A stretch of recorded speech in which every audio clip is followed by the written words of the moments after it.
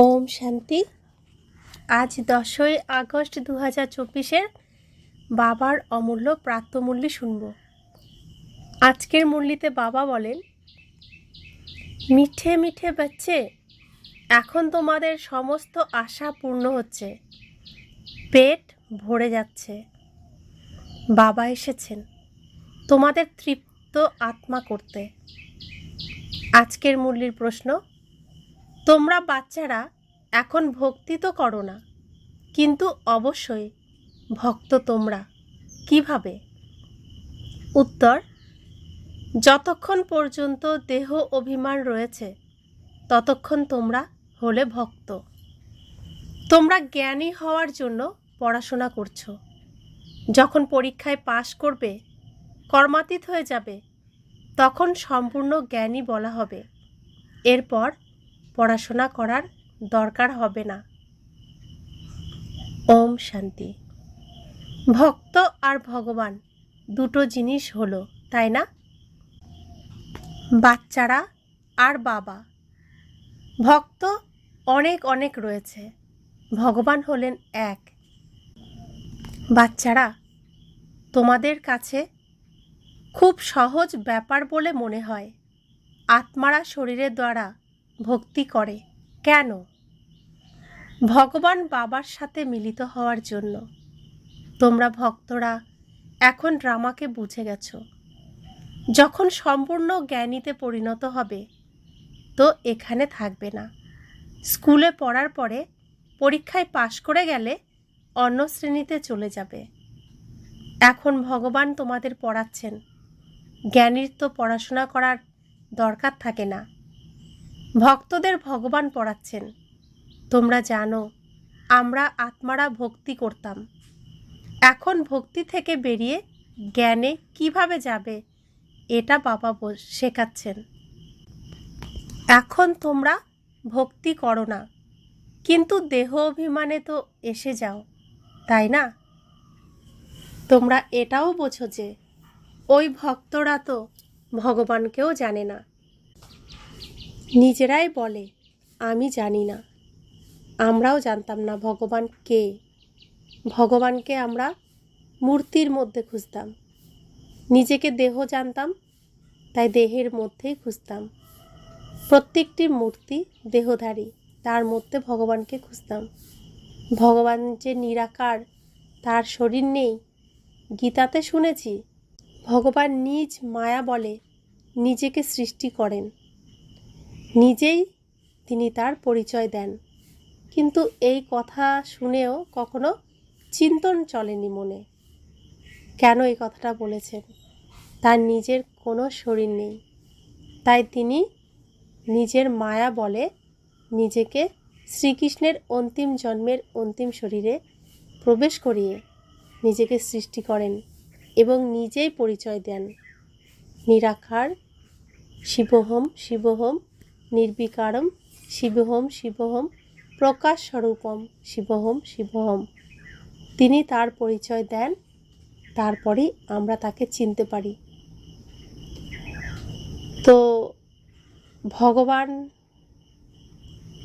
মূর্তির মধ্যে পাওয়া যায় না, কিন্তু মূর্তির মধ্যে খুঁজলেও ভগবান সাড়া দেন মূর্তির মাধ্যমে। যেমন শ্রীকৃষ্ণের অন্তিম জন্মের অন্তিম শরীরের মাধ্যমে, শ্রীকৃষ্ণের মুখের দ্বারাই, অন্তিম জন্মের অন্তিম শরীর দ্বারাই আমাদেরকে গীতা জ্ঞান শোনাচ্ছেন। ঠিক সেইভাবেই মূর্তির সামনে গিয়ে আমরা ভগবানকে ডাকলেও তিনি সাড়া দেন, কারণ তিনি আমাদের পিতা, সত্যিকারের পিতা, সত্য পিতা।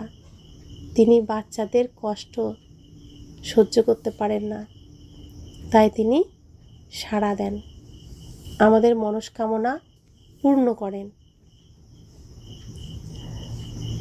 বাবা বলছেন যে নম্বর 1 ভক্ত, বাবা তাকেও জিজ্ঞাসা করেন, তুমি যে ভগবানের ভক্ত ছিলে তাকে জানতে? বাস্তবে ভগবানও একই হওয়া চাই। এখানে তো অনেক ভগবান হয়ে গেছে, নিজেদের ভগবান বলতে থাকে। একে বলা হয় অজ্ঞানতা। ভক্তিতে রয়েছে ঘোর অন্ধকার, সেটা হলোই ভক্তিমার্গ। ভক্তরা গায় জ্ঞান অঞ্জন সদ্গুরু দিয়েছেন অজ্ঞান অন্ধকারের বিনাশ। গুরু যারা, তারা জ্ঞান অঞ্জন দিতে পারে না। গুরু তো অনেক রয়েছে। তোমরা বাচ্চারা জানো যে ভক্তিতে কি কি করতে, কাকে স্মরণ করতে, কাকে পূজা করতে। সেই ভক্তির অন্ধকার তোমাদের এখন ছেড়ে গেছে, কারণ বাবাকে জেনে নিয়েছ। বাবা পরিচয় দিয়েছেন, মিষ্টি মিষ্টি বাচ্চারা, তোমরা হলে আত্মা। তোমরা এই শরীরের দ্বারা তোমাদের পার্ট প্লে করেছ। তোমাদের হলো অসীম জগতের জ্ঞান, অসীম জগতের পার্ট প্লে করে চলেছ। তোমরা স্থূল জগৎ থেকে এখন অসীম জগতে চলে গেছ। এই দুনিয়াও কত এগিয়ে গিয়ে অসীম অপার হয়ে গেছে। অবশ্যই আবার স্থূল জগতে আসবে। স্থূল জগৎ থেকে অসীম জগতে, অসীম জগৎ থেকে এই স্থূল জগতে আসে কিভাবে? বাচ্চারা, এখন তোমাদের বোধগম্য হয়েছে। আত্মা ছোট স্টারের মতো, এটা তো বোঝো। তবুও আবার এত বড় লিঙ্গ তৈরি করে। তারাই বা কী করবে? কারণ ছোট বিন্দুকে তো পূজা করতে পারবে না। বলা হয় ভ্রুকুটির মাঝখানে উজ্জ্বল এক নক্ষত্র। এখন সেই নক্ষত্রের ভক্তি কিভাবে করবে? ভগবানকে তো কারো জানা নেই, আত্মার জানা আছে। আত্মা ভ্রুকুটির মাঝে থাকে, ব্যাস। এটা বুদ্ধিতে আসে না যে আত্মাই শরীর ধারণ করে পার্ট প্লে করে। প্রথম দিকে তোমরাই পূজা করতে, বড় বড় লিঙ্গ তৈরি করো। যত দিন যাচ্ছে রাবণেরও বড় চিত্র তৈরি করে। ছোট রাবণ তো তৈরি করতে পারে না। মানুষ প্রথমে ছোট হয়, তারপর বড় হয়। রাবণকে কখনো ছোট দেখানো হয় না। সে তো ছোট বড় হয় না, সে কোনো স্থূল জিনিস নয়। রাবণ 5 বিকারকে বলা হয়ে থাকে। 5 বিকারের বৃদ্ধি হতে থাকে, কারণ তম প্রধান হতে থাকে। প্রথমে দেহ অভিমান এত ছিল না, বৃদ্ধি পেতেই থেকেছে। এককে পূজা করে আবার দ্বিতীয়কে পূজা করে, এরকম করে বৃদ্ধি হতে থাকে। আত্মা তমপ্রধান হয়ে গেছে। দুনিয়াতে এমন কোনো ব্যক্তি নেই যার এটা বুদ্ধিতে থাকবে যে শতপ্রধান কখন হয়, আবার তমপ্রধান কখন হয়ে যায়। এই ব্যাপারে মানুষ একেবারেই অজ্ঞ। নলেজ কিছু ডিফিকাল্ট নয়। বাবা এসে একদমই সহজ নলেজ শোনান, পড়ান। তবুও সমস্ত পড়ার সারমর্ম হয়ে যায়, আমি আত্মা হলাম বাবার বাচ্চা। বাবাকে স্মরণ করতে হবে। বাবা যে এত পড়াশোনা করাচ্ছেন, এত জ্ঞানরত্ন দিচ্ছেন, এত যোগ করাচ্ছেন, এর সারমর্ম একটি, আমি আত্মা পরমপিতা পরমাত্মার সন্তান। আমি পরমাত্মার সমস্ত গুণ ধারণ করে আমার পিতার কাছে, আমার ঘরে ফিরে যাব। আমার স্বরূপে স্বধর্মে আমাকে ফিরতে হবে। এটাই হলো গীতার সমস্ত ধর্মকথার সারমর্ম।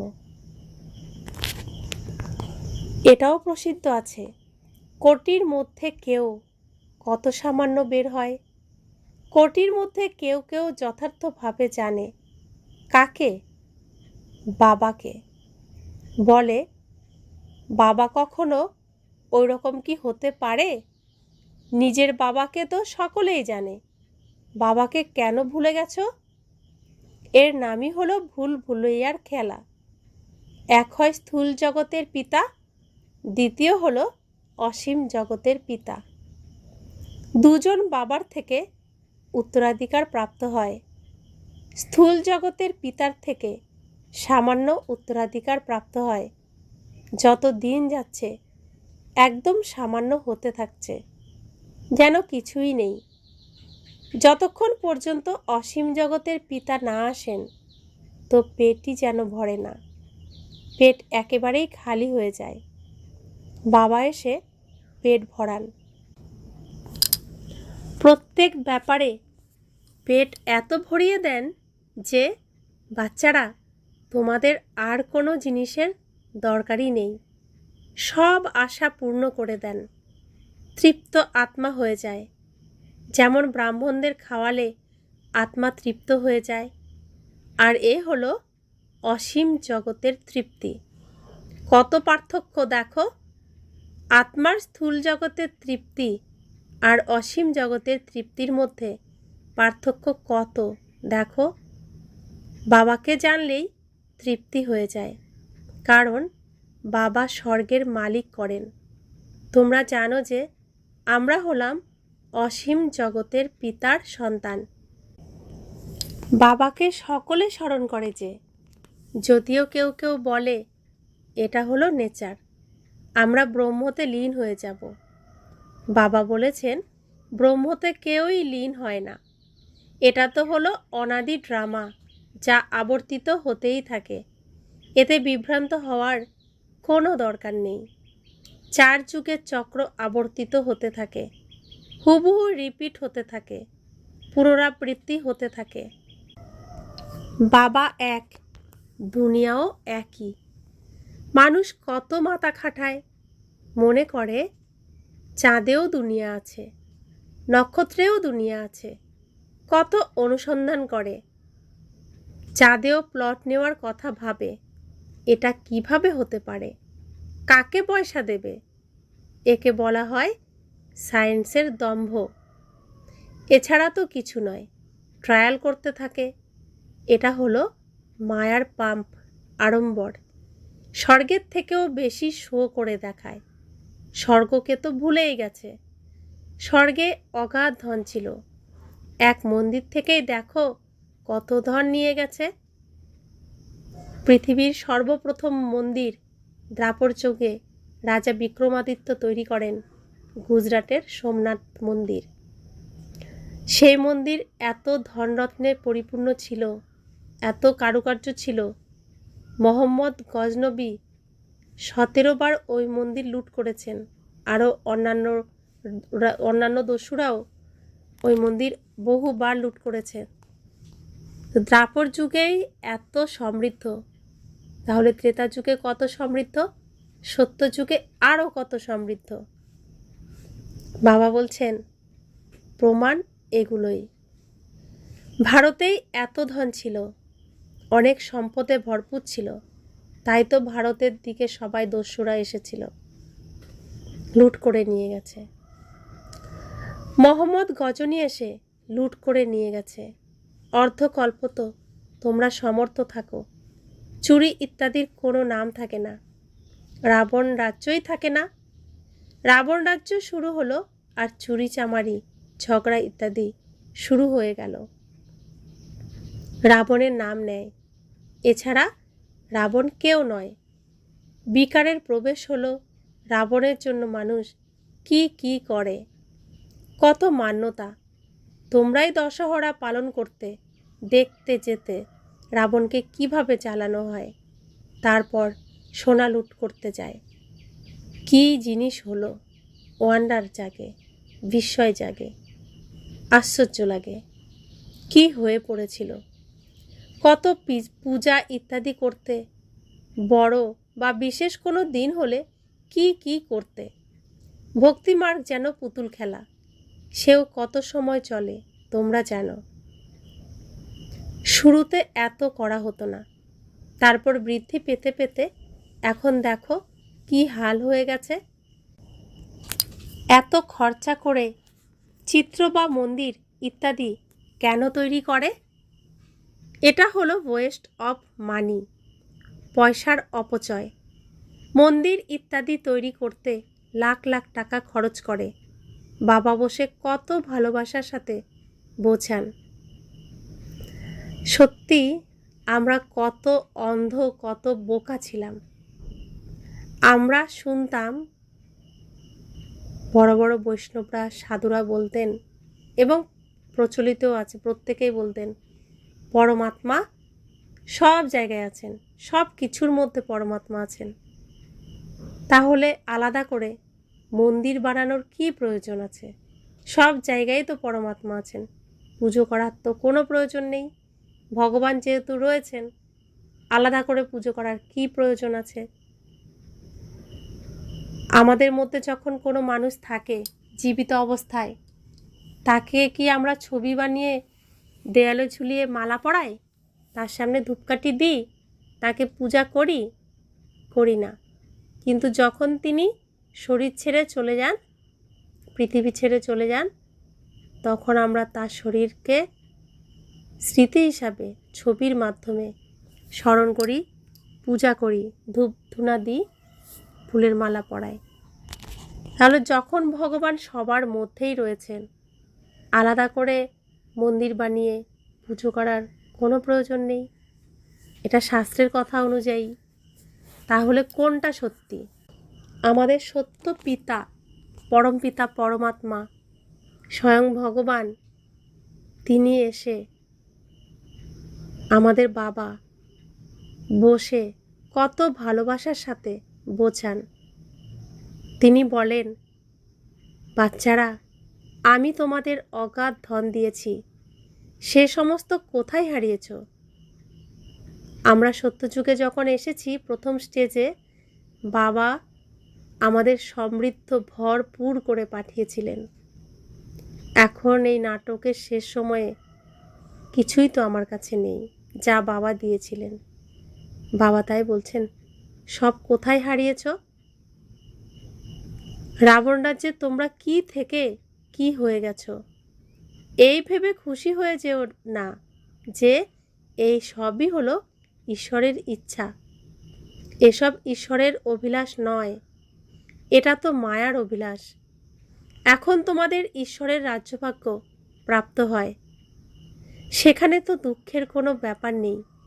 ঈশ্বরের ইচ্ছা আর অসুরের ইচ্ছার মধ্যে কত পার্থক্য, এটা তোমাদের এখন বোধগম্য হয়, তাও নম্বর অনুযায়ী, পুরুষার্থ অনুসারে। জ্ঞান ইঞ্জেকশন কাদের লাগে এটা তো বুঝতে পারো। অমুকের জ্ঞানের ইঞ্জেকশন ভালো লাগে, অমুকের কম লেগেছে, এর একদম লাগেইনি, এটা তো বাবাই জানেন। যে সার্ভিসের উপর সব নির্ভর করছে, সার্ভিস থেকেই বাবা বলবেন এর ইঞ্জেকশন লাগেইনি, একদম সার্ভিস করতেই জানে না। এরকমও আছে কারোর বেশি ইঞ্জেকশন লেগেছে, কারোর একদম নয়। তো বাবা হলেন আমাদের ডাক্তার, তিনি ডাক্তারদেরও ডাক্তার, বৈদ্যদেরও নাথ, বৈদ্যনাথ। তিনি আমাদের রাবণের মায়াজাল থেকে বের করেছেন, বের করে সেবা শুশ্রূষা করেছেন, পরিষ্কার পরিচ্ছন্ন করেছেন, তারপর আমাদের খাইয়ে জ্ঞান ফিরিয়ে এনেছেন, আবার চিকিৎসা করছেন সুস্থ করে তোলার জন্য। তো জ্ঞানের ইঞ্জেকশান যার বেশি লাগবে, তার ওষুধের তাড়াতাড়ি কাজ করবে, সে তাড়াতাড়ি সুস্থ হয়ে এই মায়ার জাল থেকে মুক্ত হয়ে তার আসল স্বরূপে স্থিত হয়ে ঘরে ফিরে যাবে বাবার হাত ধরে, বাবার চোখের পলকে বসে, নয়নের পলকে বসে চলে যাবে। বাবা এসেছেন, বাবা বলছেন, मैं पलकों में बिठा के ले जाऊंगा। তো এতটাই আমাদের হালকা, শুদ্ধ, পবিত্র হয়ে যেতে হবে, এতটাই হালকা যে বাবা তার চোখের পলকে বসিয়ে আমাদেরকে সাথে করে নিয়ে যাবেন।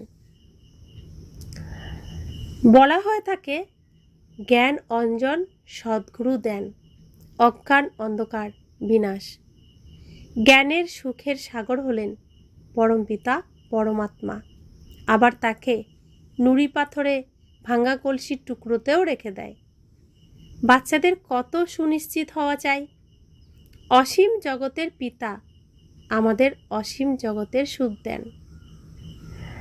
তো ভক্তি মার্গে সব রকম গানই গায়, কিন্তু গানের অর্থ স্থূল জিনিসের মাধ্যমে বোঝার চেষ্টা করে, আধ্যাত্মিক স্পিরিচুয়ালভাবে বোঝার চেষ্টা করে না। নিজেরাই বলে জ্ঞান অঞ্জন সদ্গুরু দেন, অজ্ঞান অন্ধকার বিনাশ। যখন সদ্গুরু আসেন তিনি জ্ঞানের কাজল পরিয়ে দেন, তখন চোখের সমস্ত অন্ধকার ছানি কেটে যায়।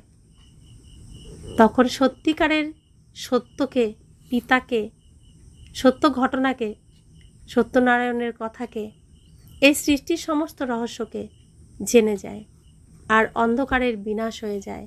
যে ঘোর অন্ধকারের মধ্যে ছিল, ঘোরের মধ্যে ছিল, সেই অন্ধকার দূর হয়ে যায়। তো বাবা বলছেন, গায়ো অসীম জগতের পিতা, আপনি যখন আসবেন তো আমি আপনারই হব, আপনার মতেই চলব। ভক্তিতে তো বাবাকে জানেই না, এই পাঠ এখনই চলে, এখনই বাবা পড়ান। তোমরা জানো যে এই পড়াশোনার পাঠ আবার 5000 বছর পরে ঘটবে। প্রজাপিতা ব্রহ্মাকুমারী ঈশ্বরীয় বিশ্ববিদ্যালয় প্রত্যেক কল্পের অন্তিম সময়ে একবারই খোলে 100 বছরের জন্য। 4 যুগের পরে সঙ্গম যুগে এই ঈশ্বরীয় বিশ্ববিদ্যালয় খোলে। এখানে পড়ার জন্য বাছাই বাছাই করা শ্রেষ্ঠ শ্রেষ্ঠ আত্মারাই যেতে পারেন, পৌঁছাতে পারেন, প্রবেশ করতে পারেন। সবার ভাগ্যে এই ঈশ্বরীয় বিশ্ববিদ্যালয়ে পড়াশোনা করার সৌভাগ্য হয় না, কোটির মধ্যে কেউ কেউ হয়। তোমরা জানো যে বাবা আবার 5000 বছর পরে আসবেন। আত্মারা হলো সকলে ভাই ভাই, আবার শরীর ধারণ করে ভূমিকা পালন করে।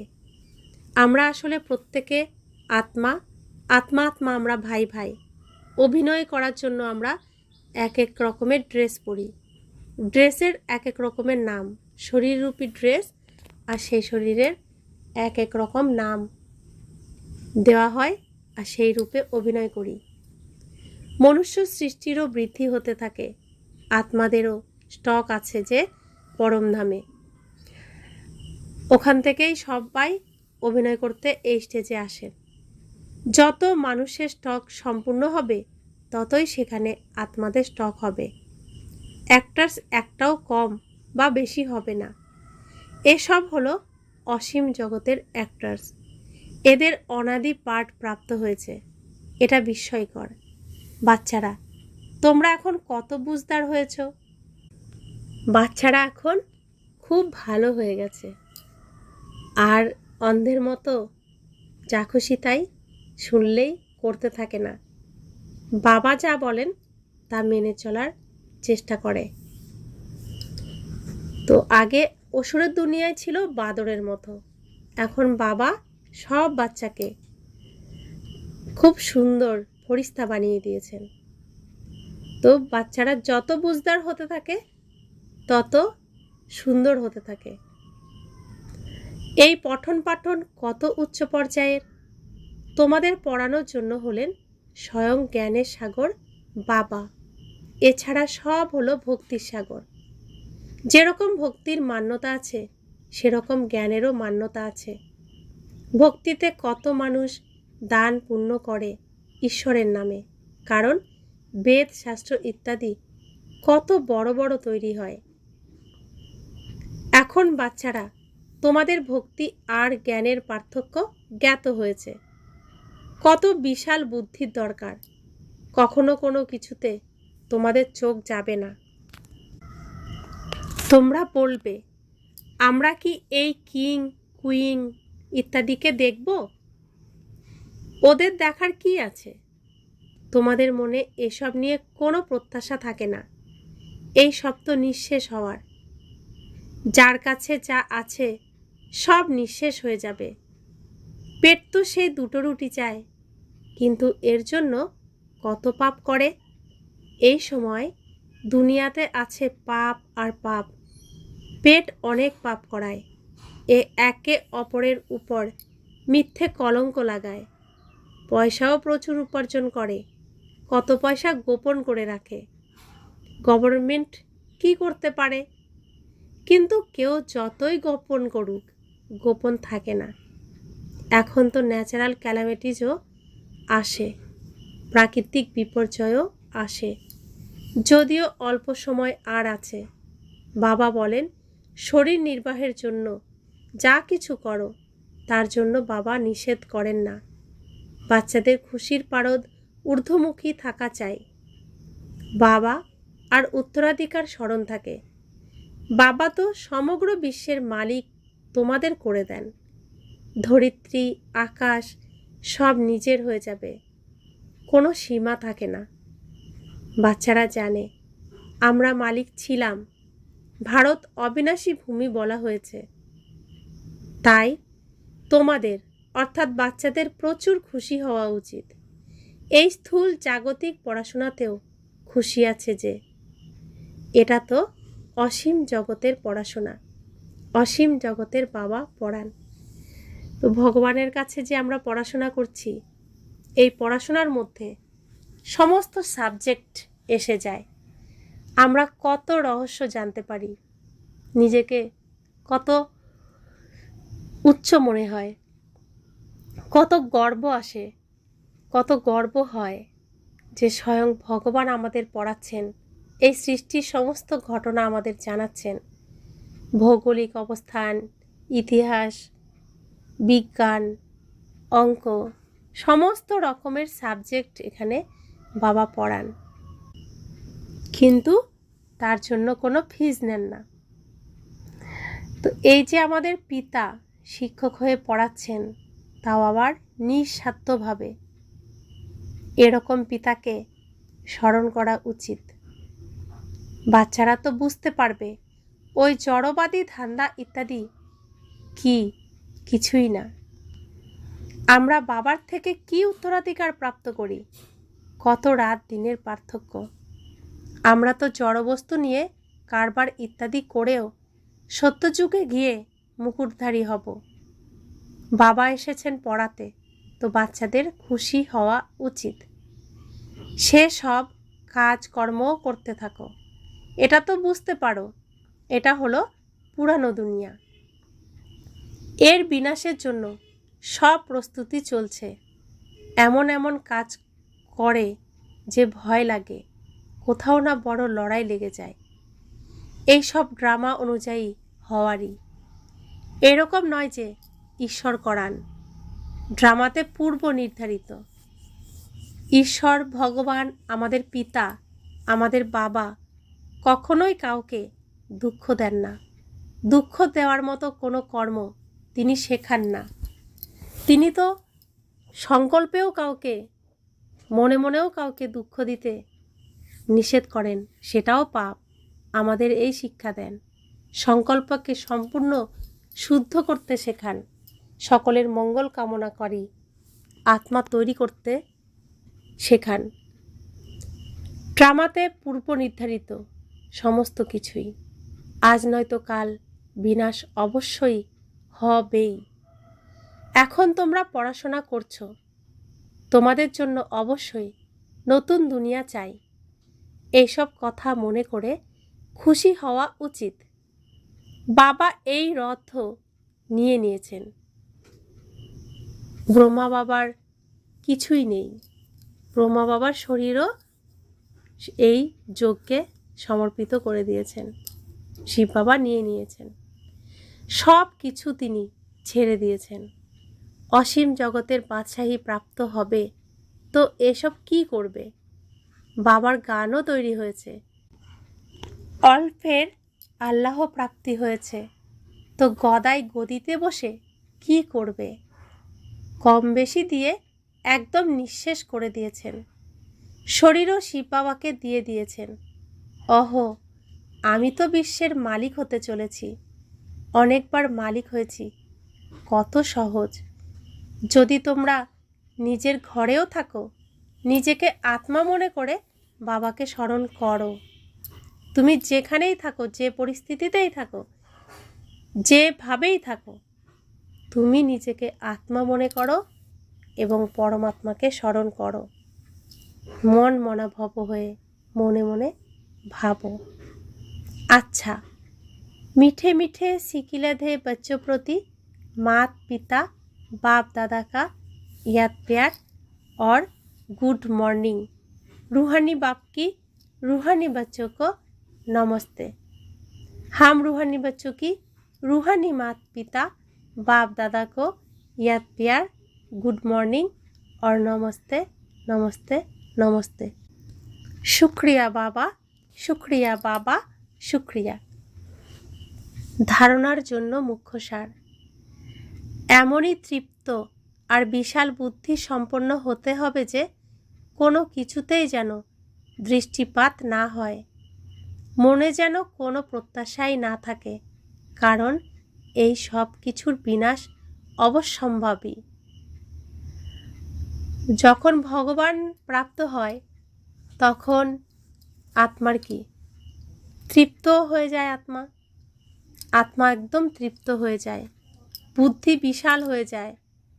তাই এই মায়ার দুনিয়ার কোনো কিছুর প্রতি আর দৃষ্টি যায় না, কোনো আকর্ষণ, কোনো ইচ্ছাই আর থাকে না, কারণ সত্য জ্ঞান আমাদের প্রাপ্ত হয়েছে যে এই স্টেজে পৃথিবীর রঙ্গমঞ্চে এই স্টেজ এখন যা কিছু দিয়ে সাজানো রয়েছে সব কিছুকে পরিষ্কার করে নতুন স্টেজ বানাবে স্বয়ং ভগবান। দ্বিতীয় ধারণা, শরীর নির্বাহের জন্য কর্ম করেও খুশির পারদ সর্বদা ঊর্ধ্বে থাকবে, বাবা আর উত্তরাধিকার স্মরণে থাকবে। বুদ্ধি এই স্থূল জগৎ থেকে বের করে সর্বদা অসীম জগতে থাকবে। তো বাবা বলছেন, যে শরীর তুমি পেয়েছো, যে ড্রেস তুমি পেয়েছো, সেই ড্রেসের রক্ষণাবেক্ষণ, পরিষ্কার পরিচ্ছন্নতা, যত্ন তোমাকেই করতে হবে। সেজন্য যে কর্ম করতে হবে তাও তোমাকে করতে হবে। কর্ম করতে করতেও তোমাকে খুশিতে থাকতে হবে। বাবা আমাদের যে উত্তরাধিকার দিচ্ছেন সেটা স্মরণে রাখতে হবে। এই স্থূল জগতের থেকে বুদ্ধিকে বের করে এই অসীম জগতে বুদ্ধিকে নিয়ে যেতে হবে। বরদান, তীব্র পুরুষার্থের দ্বারা সকল বন্ধনগুলিকে ক্রস করে মনোরঞ্জনের অনুভবকারী ডবল লাইট ভব। কোনো বাচ্চা বলে যে এমনিতে তো আমি ঠিক আছি, কিন্তু এই যে সকল কারণ রয়েছে, যেমন সংস্কারের, ব্যক্তিদের, বায়ুমণ্ডলের বন্ধন, তবে যেই রকম কারণই থাকুক না কেন, তীব্র পুরুষার্থী সকল বিষয়কে এমনভাবে ক্রস করে যেন কিছুই নেই। তারা সদা মনোরঞ্জনের অনুভব করে। এরকম স্থিতিকে বলা হয় উড়ন্ত কলা, আর উড়ন্ত কলার লক্ষণ হলো ডবল লাইট। তাদেরকে কোনো প্রকারের বোঝা দোলাচলে আনতে পারে না। ডবল লাইট অর্থাৎ ডবল হালকা, লাইট অর্থাৎ হালকা। এক হলো শুদ্ধ পবিত্রতার হালকা, আরেক হলো আত্মা, শরীর নয় আত্মা, তাই ডবল হালকা। তো আত্মারা নিজেকে আত্মা ভাবলে কোনো দোলাচলে আসবে না, শরীর ভাবলেই দোলাচলে আসবে। স্লোগান, প্রতিটি গুণ বা জ্ঞানের কথাগুলিকে নিজের সংস্কার বানাও। যতগুলো গুণ আমার সংস্কার, তাই পরীক্ষা তো অনেক আসবে, সেই পরীক্ষায় জেতাই হলো, বিজয় হওয়াই হলো আমাদের চেষ্টা, প্রচেষ্টা, পুরুষার্থ। নিজের সমস্ত সংস্কারকে পরিবর্তন করতে হবে, আসরিক সংস্কারকে মুছে দৈবী সংস্কার ভরতে হবে। ওম শান্তি।